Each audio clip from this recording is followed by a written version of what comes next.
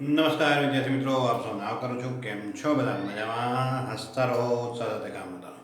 આ વિડીયોમાં ધોરણ 10 ગણિત પ્રકરણ નંબર 7 યામ ભૂમિતિ, જેમાં આપણે 7.3ની વાત કરતા હતા. ત્રીજો દાખલો આપણે જોવાનો છે મિત્રો, કે જેના શિરોબિંદુઓ 0, -1, 2, 1, 0, 3 હોય તેવા ત્રિકોણની બાજુઓના મધ્યબિંદુ થી બનતા ત્રિકોણનું ક્ષેત્રફળ અને આપેલા ત્રિકોણનું ક્ષેત્રફળનો ગુણોત્તર શોધવાનો.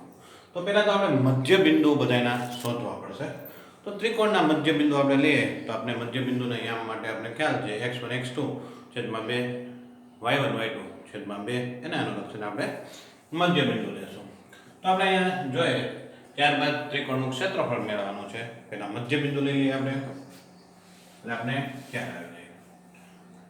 તો આપણે જોઈએ તો આપણી પાસે ત્રિકોણ છે. મુખ્ય ત્રિકોણની વાત કરીએ, એનું નામ આપું ABC, જેની અંદર યામ છે 0, -1, બીજો યામ છે 2, 1, ત્રીજા છે 0, 3. આનું x1 y1 કહું, x2 y2 કહું, x3 y3 કહું. આના મધ્ય બિંદુ લેવાના છે. તો મધ્ય બિંદુ એટલે આનું મધ્ય બિંદુ આપણે D કહીએ, આનું મધ્ય બિંદુ છે E કહીએ, અને આનું મધ્ય બિંદુ આપણે F કહીએ. અને મધ્ય બિંદુથી જે રચાતો રેખાખંડ જે છે, એનીથી ત્રિકોણ જે રચાય છે એનું ક્ષેત્રફળ પણ આપણે શોધવાનું, પછી ગુણોત્તર લેવાનો છે.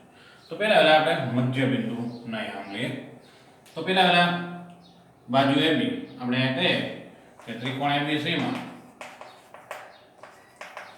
બાજુઓ AB, BC અને CA ના મધ્ય બિંદુ O અનુક્રમે ક્યાં છે? D, E અને F છે. આપણે મધ્ય બિંદુ કહી દીધા. આ મધ્ય બિંદુ લઈએ તો D ના યામ તો x1 x2 છેદમાં 2 y1 y2 છેદમાં 2 આને અનુલક્ષીને આપણે લેશું. તો પહેલા આપણી પાસે છે 0 + 2 છેદમાં 2 અને -1 અને 1 છે છેદમાં 2. દર વખતે સૂત્ર ન મૂકીએ ચાલે, આપણે E અને F ના મેળવી લેશું. તો અહીં આપણે જોઈએ તો 2 ના છેદમાં 2 અને 0 ના છેદમાં 2 આપણી પાસે યામ આવ્યા 1, 0. તો D ના યામ આપણે મળે છે 1, 0. હવે અહીં યામ લઈએ E ના. તો E ના યામ સૂત્ર તેને તે જ આવશે, પણ આપણે આને અનુલક્ષીને લેવાનું છે 2 + 0 છેદમાં 2 અને 1 + 3 છેદમાં 2. તો આ તો સરળ છે. તો 2 ના છેદમાં 2 આવ્યું અને 4 ના છેદમાં 2. તો યામ શું મળે છે? 1, 2. તો આના યામ કેટલા મળે છે? 1, 2 મળે છે. હવે આપણે લઈએ F ના યામ. તો આપણે F ના યામ મેળવીએ. F ના યામ તો આપણે અહીંયા જોશું તો 0, 0, 0 + 0 છેદમાં 2 અને -1 અને 3, -1, 3 છેદમાં 2. તો 0 ના છેદમાં 2 અને 2 ના છેદમાં 2. તો આ થઈ જાય 0 અને આ થઈ જાય 1. તો આના યામ કેટલા મળ્યા આપણે? 0, 1 પ્રાપ્ત થાય છે. હવે આપણે ક્ષેત્રફળ મેળવવાના છે. તો હવે આ યામ આપણે મળી ગયા છે. તો હવે ત્રિકોણના ક્ષેત્રફળ મેળવશું. તો ત્રિકોણ ABC નું ક્ષેત્રફળ આપણે ખ્યાલ છે સૂત્ર 1/2 1 y2 y3 2 y3 y1 અને x3 y1 y2. આ રીતે છે આપણે મળે છે. આ રીતે છે આપણી પાસે સૂત્ર છે. હવે આની અંદર કિંમત મૂકીએ તો x1 ની કિંમત છે 0. તો અહીંયા 0. x2 ની કિંમત 2 છે, તો 2 અને x3 ની કિંમત છે 0. આમ કે 0. હવે y2 1 અને 3, 1 અને 3, y2 y3 -1, તો 3 - પ્લસ અને આપણે અહીંયા લેશું તો y1 -1 અને 1 સાદું રૂપ આપીએ મિત્રો. તો આપણી પાસે 0 છે તો આનું મૂલ્ય તો 0 જ થઈ જવાનું છે. તો પછી એક સાદું રૂપ આપીએ -2 મળ્યા, અહીંયા છે 4 મળ્યા, અહીંયા છે -2 મળે છે. હવે આપણે જોઈએ તો આ મૂલ્ય થઈ ગયું 0, આ મૂલ્ય થયું 8 અને આ મૂલ્ય થઈ ગયું 0. તો 1/2 ગુણ્યા 8 બરાબર 4 ચોરસ એકમ. આ મળી ગયા આપણે એબીસી ના જે ક્ષેત્રફળ જોતું હતું તે આપણે પ્રાપ્ત થાય છે. હવે આપણે ક્ષેત્રફળ લેવાનું છે DEF નું. તો હવે આપણે DEF નું ક્ષેત્રફળ લઈએ.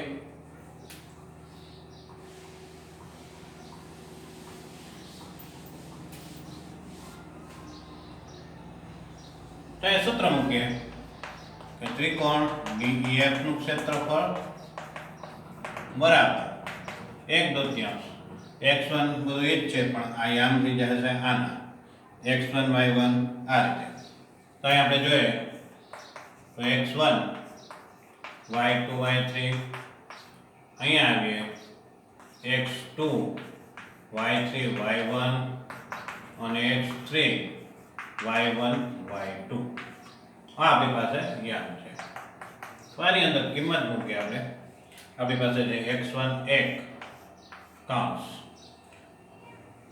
x2 છે 1 અને x3 છે 0. આ આપણે એના યામ મૂકવાના છે. તો હવે આપણે અહીંયા જોઈએ તો આપણી પાસે છે y2 2 અને 1 2 1 આવે, પછી 1 0 1 અને 0 અને ત્યાર પછી છે 0 અને 2 0 2. અહીં આપણે કિંમત લઈએ તો 1 1 અહીંયા 1 છે, અહીંયા પણ 1 છે અને આ મૂલ્ય થઈ જાય છે 0. તો 1/2 આ 1 મળ્યા, આ પણ 1 મળે છે, તો અહીંયા મળ્યા 2 એટલે આપણી કિંમત મળે છે 1 ચોરસ એકમ. તો ગુણોત્તર જોઈ શકીએ છીએ 1/4 થશે ગુણોત્તર.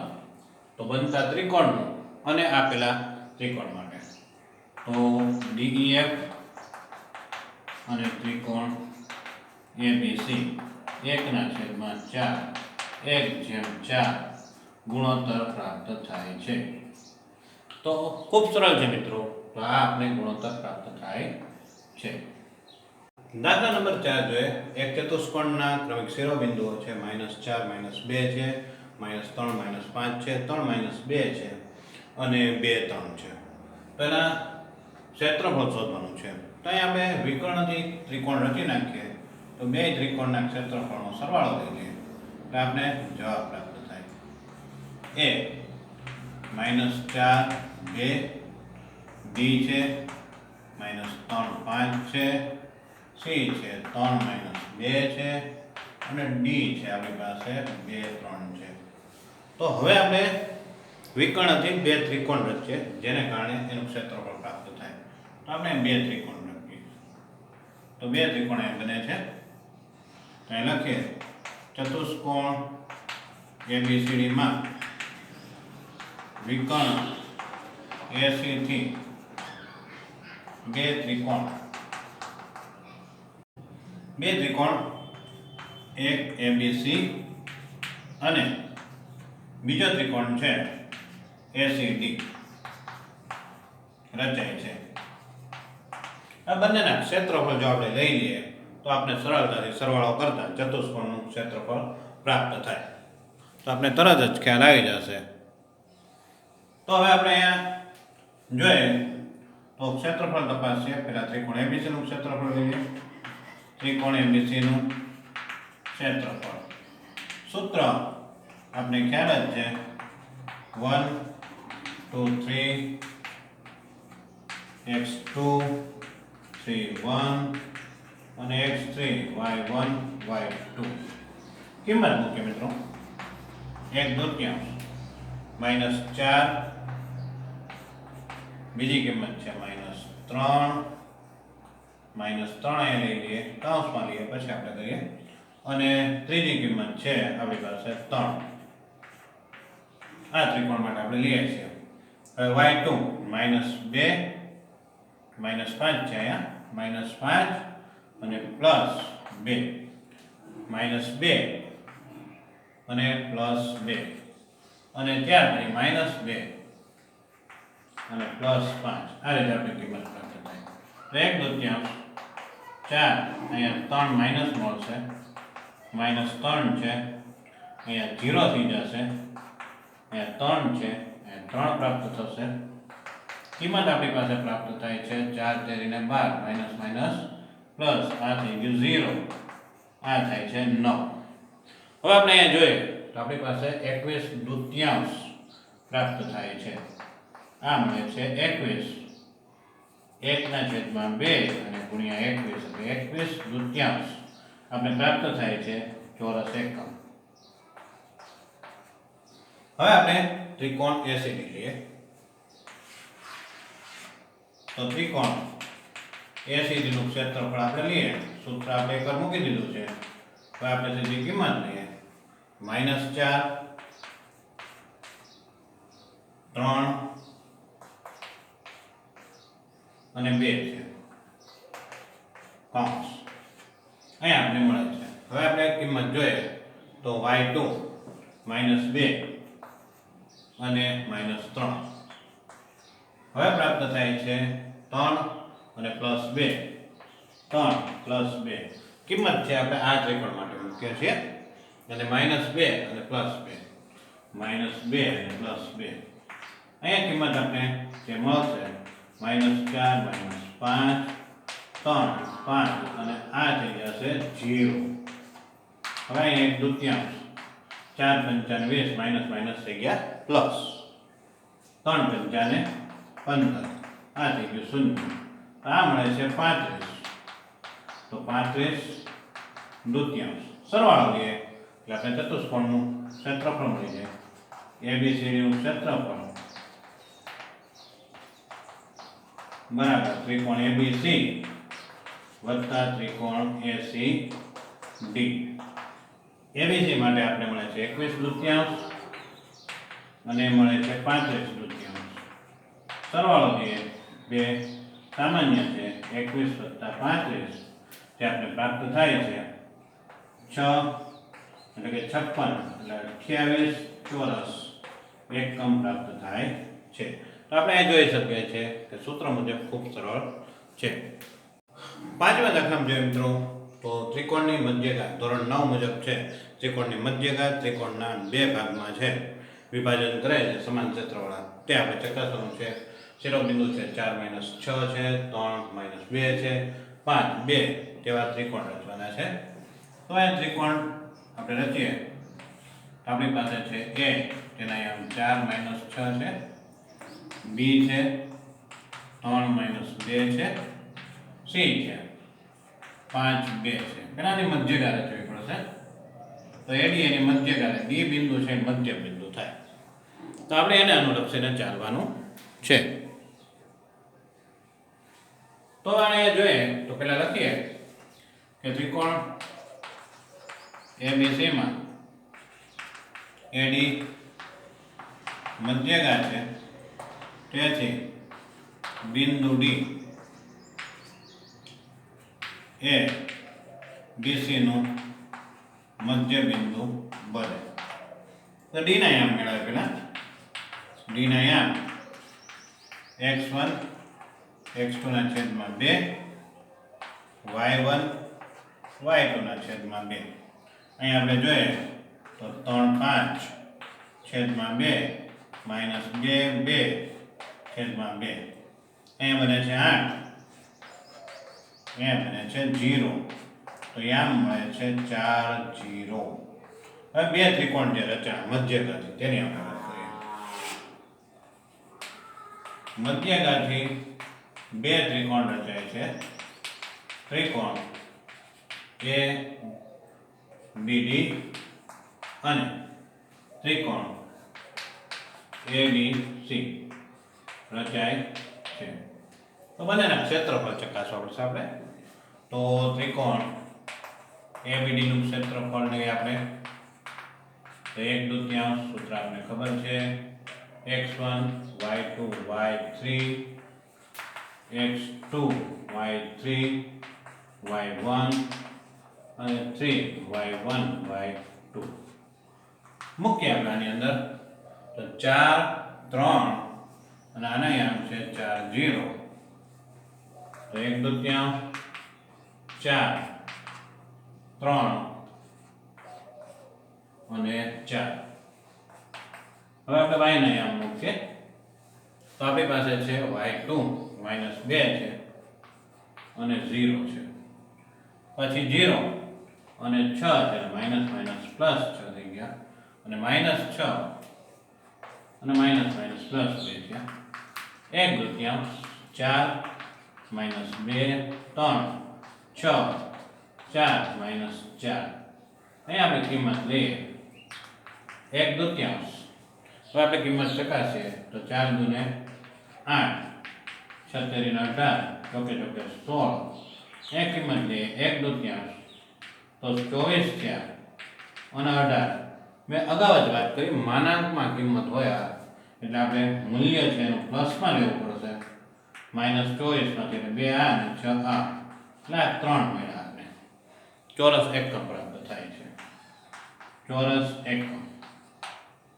હવે આપણે બીજા ત્રિકોણનું ક્ષેત્રફળ લઈએ આ જ સ્થાન ઉપર અને ત્યાં આપણે નામ બદલી નાખીએ જેને ADC કહી દઈએ આપણે ADC હવે આપણે એનું મૂલ્ય ચકાસીએ તો આપણે ખ્યાલ આવે કે શું બંને સમાન મળે છે જોઈ લઈએ આપણે